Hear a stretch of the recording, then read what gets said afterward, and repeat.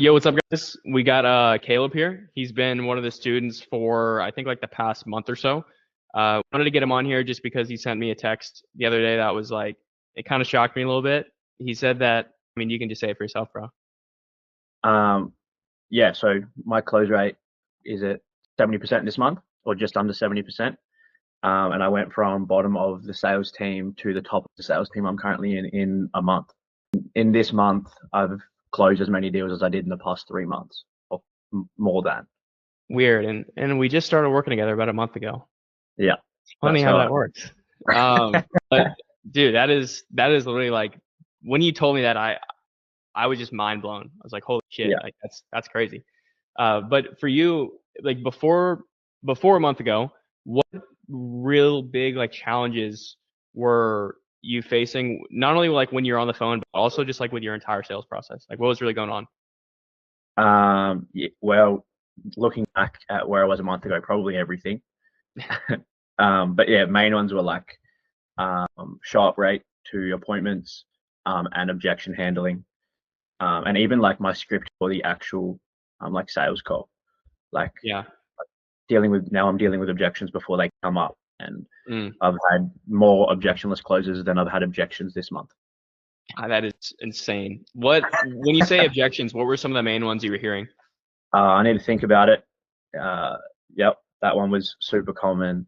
And then like fear-based objections that came out as like, oh, I'm not sure I've got the time. But back then I would handle it as if it was a logistical one, like a logistical thing. Now I just understand more about objection handling and sales, and I understand kind of what they actually mean when they say something and which way to take the conversation to Yeah. kind of help them to make the decision.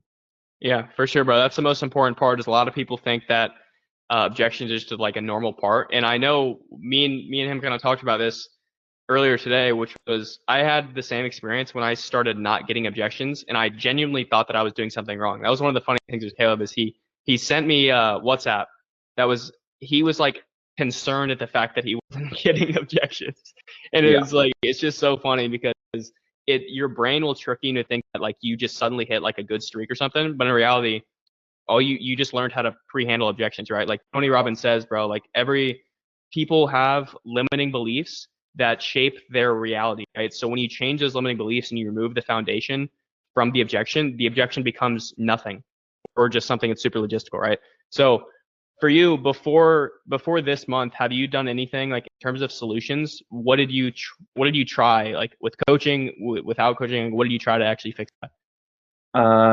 yeah, never like invested in anything. Really, first time? Yeah, yeah, it was my first time investing in it. And I'd like watch YouTube videos and all the rest, like read books, but there's nothing like compared to like having someone that you can like message straight away and be like, hey, just got this objection, or this just happened, how should I handle it next time? Like that was, Yeah. yeah, What made you decide to take the jump? to jump in the mentoring, like the training. Yeah, yeah. Like, what made you decide to? Because obviously, you did a decent amount of time without getting coaching. Like, what shifted for you, or what made you finally decide you wanted to? Um, Probably the fact that when we got on the call, you like, to be honest, the fact that you just like, yeah, no, you can do this. I don't think that I'd ever like kind of even thought about that. Like, Mhm. yeah, having someone that had like has done it and then was like, yeah, you can do it too. Having someone believe. Also, it was just the fact that I'd like had enough of where I was. I Yeah, was I'd previously always been too scared to kind of take that jump. yeah. What Yeah, hesitation? Like, before you took the jump, what hesitations and concerns were you kind of feeling in the moment? definitely like in the moment of like choosing to come on board. Yeah, Well, there was obviously like the money thing, but I was well aware that if you don't invest into yourself in some way, then how are you ever going to know?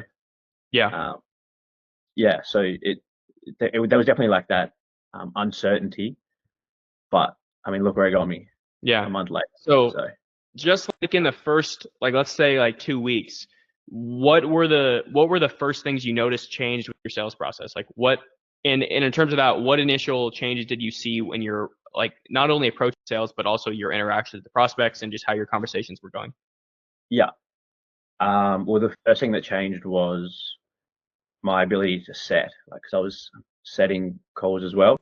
Yeah. And I remember literally like the first day after getting the script set up, I set like 8 calls in like probably like 3 hours, 4 hours.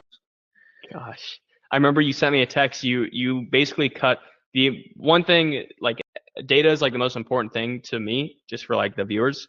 And the text he sent me, he cut his calls per strategy in half Yeah, with like a few yeah, tweaks, which is like actually insane, yeah. right?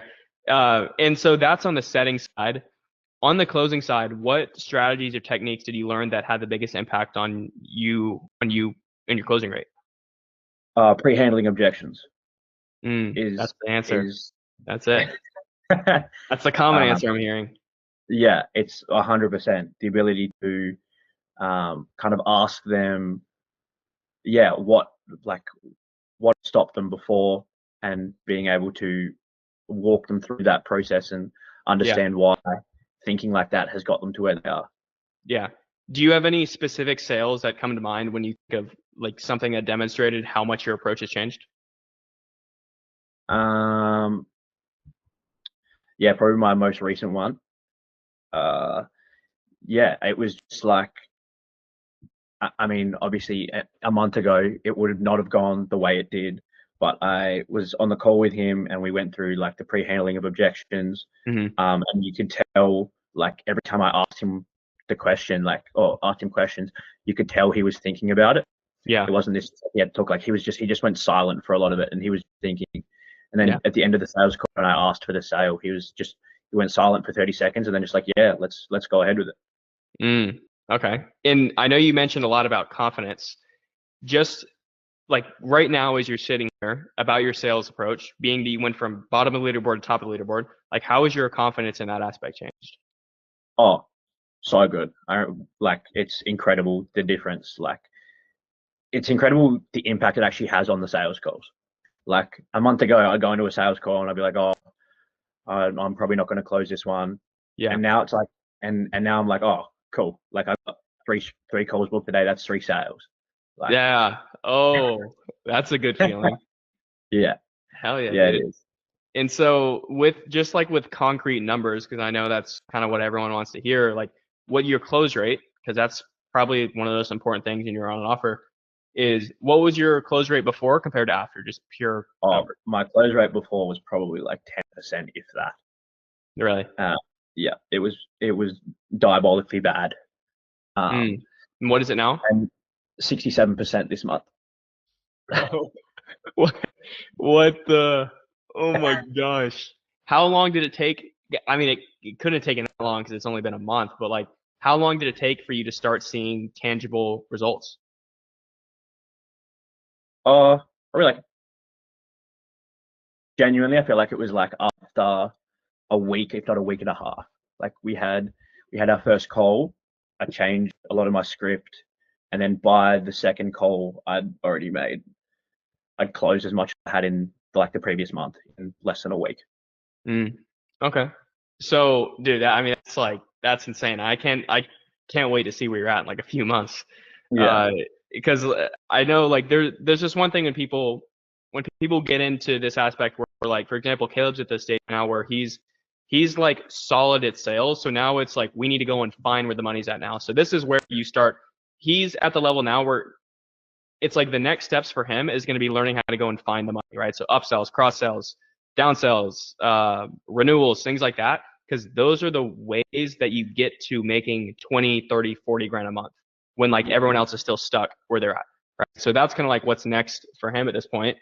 I guess for you, what would you say to someone who's considering joining, but they're thinking, or they're considering getting like a more advanced training, but they're thinking that they could go and try to figure it out on their own? Oh, just do it.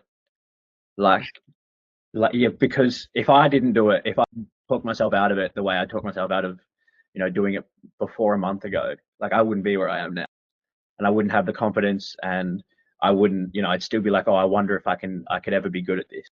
Yeah. But like, this monetary investment is like, yeah, how are we ever going to know? How are you ever Mhm. going to know unless you try? Yeah. What if they're nervous, like they don't have all the, because I know for you, bro, it was a lot, like we're not going to drop actual price points, but